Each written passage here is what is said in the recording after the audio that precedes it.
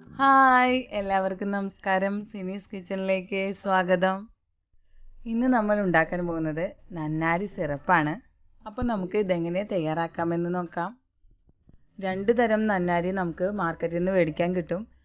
ഞാൻ രണ്ട് നന്നാരി ഇതിൽ കാണിക്കുന്നുണ്ട്. രണ്ടും ഞാൻ ഇതിന് വേണ്ടിയിട്ട് ഉപയോഗിക്കുന്നുമുണ്ട്. പച്ചമരുന്ന് വിൽക്കുന്ന കടകളിലാണ് ഈ നന്നാരി വേര് ഉണ്ടാവുക.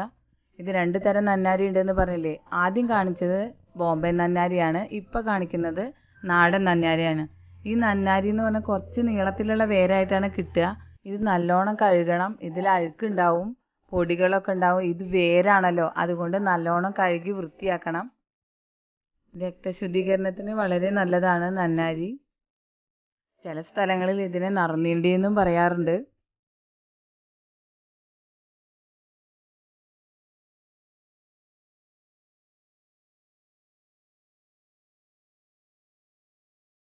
മൂന്ന് നാല് പ്രാവശ്യം കഴുകിയെടുക്കണം, എന്നാലാണ് അതിലെ അഴുക്കൊക്കെ മാറുള്ളൂ. കഴുകിയതിന് ശേഷം നമുക്കത് 1 മണിക്കൂറെങ്കിലും അത് കുതിർക്കാൻ വെക്കണം. ബോംബെ നന്നാരി നമ്മൾ ഉപയോഗിക്കുന്നത് ഈ നന്നാരിക്ക് നല്ല കളറ് കിട്ടാൻ വേണ്ടിയിട്ടാണ്. 1 മണിക്കൂർ കുതിർത്തതിന് ശേഷം വേരെല്ലാം നമുക്ക് കുറച്ച് ചതച്ചെടുക്കണം. നല്ലോണം പൊടിച്ചെടുക്കണ്ട, ഒന്ന് ചെറുതായിട്ടൊന്ന് ചതഞ്ഞ് കിട്ടിയാൽ മതി. ഈ നന്നാരി വേര് നാടൻ നന്നാരി ചതയ്ക്കാൻ അത്ര പ്രയാസമില്ല. പക്ഷേ ബോംബെ നന്നാരി ചതയ്ക്കാൻ കുറച്ച് പാടാണ്. കുറച്ചും കൂടി വലിയ വലിയ കഷ്ണങ്ങളാണ് ബോംബെ നന്നാരി. ഈ ബോംബെ നന്നാരി നമുക്ക് ഈ നന്നാരിക്ക് നല്ലൊരു കളറും കിട്ടാൻ വേണ്ടിയിട്ടാണ്. പക്ഷേ നാടൻ നന്നാരിയാണ് ഏറ്റവും നല്ലത്. നാടൻ നന്നാരി മാത്രമായിട്ട് നിങ്ങൾക്ക് സിറപ്പ് ഉണ്ടാക്കിയാലും ഒരു കുഴപ്പമില്ല. കുറച്ചും കൂടി ഒരു ഭംഗി കിട്ടാൻ വേണ്ടിയിട്ടാണ് നമ്മൾ ബോംബെ നന്നാരി ഉപയോഗിക്കുന്നത്.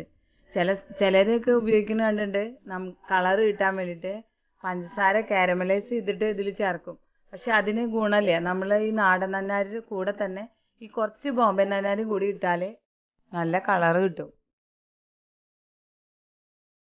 പിന്നെ നമുക്ക് വേണ്ടത് 1 കിലോ പഞ്ചസാരയാണ്. 1 കിലോ പഞ്ചസാര എന്ന് പറഞ്ഞാൽ ഏകദേശം 5 കപ്പോളം പഞ്ചസാര വരും. ആ പഞ്ചസാര നമ്മൾ ഗ്യാസ് കത്തിക്കാതെയാണ് നമ്മൾ ഈ കട്ടിയുള്ള ഒരു പാത്രത്തിലേക്ക് ഇടുന്നത്. ഇപ്പം ഞാൻ ഗ്യാസ് ഓൺ ചെയ്തിട്ടില്ല. ഈ പഞ്ചസാര എല്ലാതും ചേർത്തതിന് ശേഷം പിന്നെ ഒരു കോഴിമുട്ടേൻ്റെ വെള്ള മാത്രമേ ഉപയോഗിക്കാൻ പാടുള്ളൂ. ഈ പഞ്ചസാരയിലേക്ക് നമ്മൾ നല്ലോണം തേച്ച് പിടിപ്പിക്കുകയാണ് ചെയ്യുന്നത്. പഞ്ചസാരയുടെ എല്ലാ ഭാഗത്തേക്കും കോഴിമുട്ടയുടെ വെള്ള ആവുന്ന രീതിയിൽ നല്ലോണം തിരുമ്മി ചേർക്കുക. ഇങ്ങനെ ചെയ്യുന്നത് എന്തിനാണെന്ന് വെച്ചാൽ പഞ്ചസാരയിലുള്ള അഴുക്കുകളൊക്കെ നമ്മൾക്ക് ഇങ്ങനെ മാറ്റിയെടുക്കാൻ വേണ്ടിയിട്ടാണ് ഈ കോഴിമുട്ടയുടെ വെള്ള പഞ്ചസാരയിൽ നല്ലോണം തേച്ച് പിടിപ്പിക്കുന്നത്.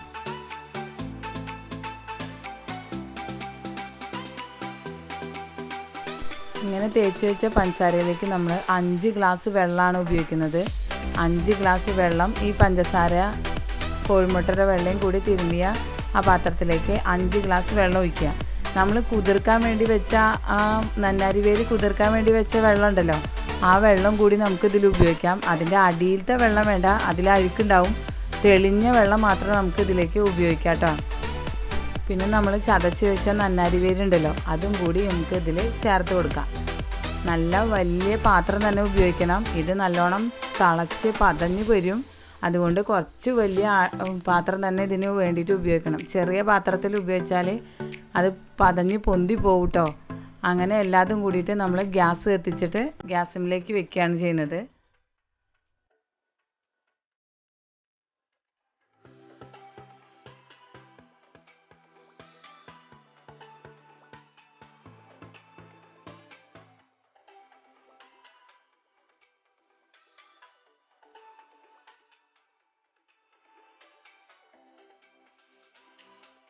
ഇപ്പോൾ ഇത് നല്ലോണം പതഞ്ഞ് വന്നിട്ടുണ്ട്. അപ്പോൾ നമുക്ക് ആ പഞ്ചസാരയിലുള്ള അഴുക്കുകളൊക്കെ നമുക്ക് മെല്ലെ സൈഡിൽ കൂടെ കോരിയെടുക്കാം. ആ പത പോലെ വരുന്നതാണ് പഞ്ചസാരയിലുള്ള അഴുക്കാണത്. വെള്ള പത പോലെ വരുന്നത്. അത് നമുക്ക് സൈഡിൽ കൂടെ നമുക്ക് കുറേശ്ശെ കോരിയെടുത്തിട്ട് നമുക്കത് മാറ്റണം. പഞ്ചസാരയിലുള്ള അഴുക്ക് മാറ്റുമ്പോൾ കുറച്ച് നമുക്ക് നന്നാരി വേര് അതിൻ്റെ കൂടെ പോന്നാലും കുഴപ്പമൊന്നുമില്ല. അത് നല്ലോണം തിളച്ചിട്ടുണ്ടല്ലോ, അതുകൊണ്ട് കുറേശ്ശെ നമുക്ക് പറ്റുന്ന രീതിയിൽ അഴുക്കുകൾ മാത്രം അതിൽ നിന്ന് മാറ്റാൻ ശ്രമിക്കുക.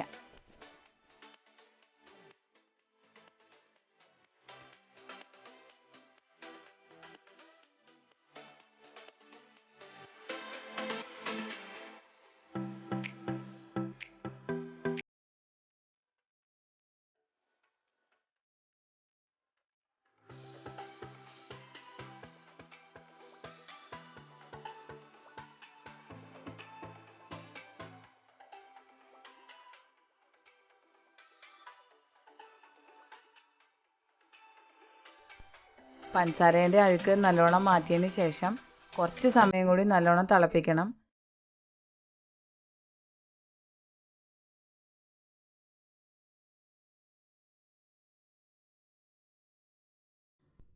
നല്ലോണം തിളപ്പിച്ചതിന് ശേഷം കുറച്ച് കട്ടിയുള്ള സിറപ്പായി വരുന്നത് വരെ നമുക്ക് ഒന്നും കൂടി തിളപ്പിക്കണം. അതിന് ശേഷം നമുക്ക് അതിൽ വരുന്ന വേരുകൾ, നന്നാരിൻ്റെ വേരുകളൊക്കെ ഉണ്ടല്ലോ, അതൊക്കെ എടുത്ത് മാറ്റണം. എന്നിട്ട് ചൂടാറിയതിന് ശേഷം മാത്രമേ നമുക്ക് അത് അരിച്ചെടുക്കാൻ പറ്റുള്ളൂ.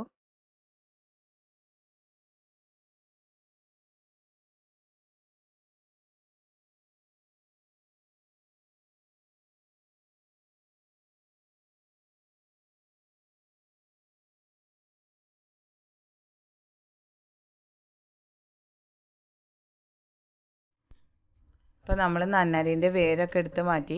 ഇപ്പോൾ ഗ്യാസ് ഓഫ് ചെയ്യാം. ഇനി തണുത്തതിന് ശേഷമാണ് നമ്മൾ അരിച്ചെടുക്കേണ്ടത്, അല്ലാതെ ചൂടോടെ അരിച്ചെടുക്കരുത്. അത് ഈ അരിപ്പയിൽ ആദ്യം നമ്മൾ കുറച്ച് ഒരു കോട്ടൻ്റെ തുണി വെച്ചാൽ കുറച്ചും കൂടി നല്ല അഴുക്ക് നമുക്കത് ഈ തുണിയിൽ കിട്ടും. അങ്ങനെ സിറപ്പ് കണ്ടോ, ഇത് ഒഴിക്കുമ്പോൾ കണ്ടോ കുറച്ച് കട്ടിയുള്ളതായിട്ട് ഇത്രയും ഇതിലായിട്ടാണ് നമ്മളത് കുറുക്കിയെടുക്കേണ്ടത്. അതിന് ശേഷം തുണി വെച്ചിട്ട് നല്ലോണം അരിച്ച് വൃത്തിയാക്കി അതിലെ അഴുക്കുകളൊക്കെ മാറ്റിയെടുക്കാം.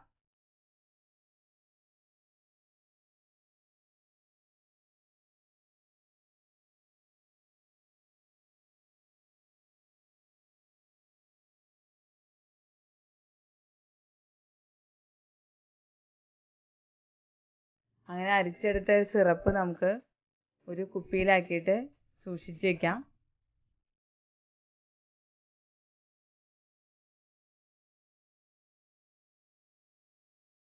ഇനി നമുക്ക് നന്നാരി സർബത്ത് എങ്ങനെ ഉണ്ടാക്കേണ്ടത് നോക്കാം. 2 സ്പൂണോ 3 സ്പൂണോ നിങ്ങളുടെ മധുരത്തിനനുസരിച്ചിട്ട് നമ്മൾ ഉണ്ടാക്കി വെച്ച സിറപ്പ് ഒഴിച്ചതിന് ശേഷം ഒരു കുറച്ച് ചെറുനാരങ്ങ നീരും കൂടി പിഴിഞ്ഞിട്ട്, പിന്നെ നിങ്ങളുടെ കയ്യിലുള്ള തിളപ്പിച്ചാറിയ വെള്ളമോ സോഡയോ ഏത് വേണമെങ്കിൽ ഉപയോഗിക്കാം.